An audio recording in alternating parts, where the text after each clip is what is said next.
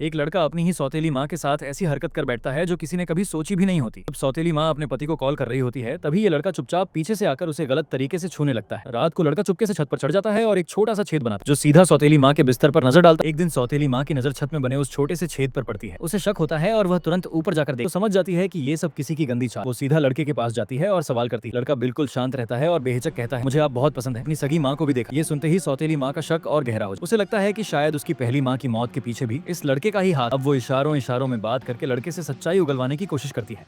तब लड़का एक शर्त रखता है, अगर सच जानना है तो हर जवाब के बदले एक कपड़ा उतारना होगा। सौतेली माँ मजबूरी में मान जाती है। जैसे जैसे वह कपड़े उतारती है लड़का सच्चाई बताता जाता है। वो बताता है कि एक दिन मेरी माँ ने मुझे झांकते हुए देख लिया था। मुझे डर था कि वो सबको बता देगी, इसलिए मैंने उसे पानी में डुबो कर मार दिया। छत में ये छेद भी मैंने ही बनाया और पिछले 2 साल से वह हर रात सौतेली माँ को छुप छुप कर देख रहा। ये सब सुनकर माँ हिल जाती। वो चुपचाप अपने कपड़े उठाती है और सीधे अपने पति के पास जाती है। वो उसे पूरी सच्चाई बताती है। पति को यकीन नहीं होता।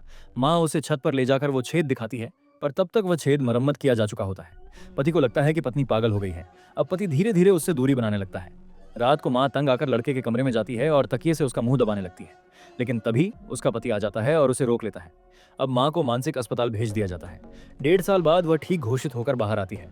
अब वह बिल्कुल बदल चुकी होती है। वो लड़के से हंसकर बातें करती है, उसकी हर बात मानती है। लड़का सोचता है कि अब माँ उसके कंट्रोल में है। वो अपने अगले प्लान के बारे में बताता है, पापा को मार डालेंगे और फिर हम दोनों हमेशा साथ रहेंगे। सौतेली माँ डर जाती है। एक दिन कार में जाते समय वह लड़के से उसका पालतू खिलौना लेती है और सड़क पर फेंक देती है।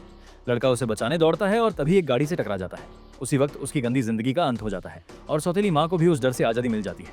ऐसे ही मजेदार कहानियां सुनने के लिए अभी सब्सक्राइब और फॉलो करें।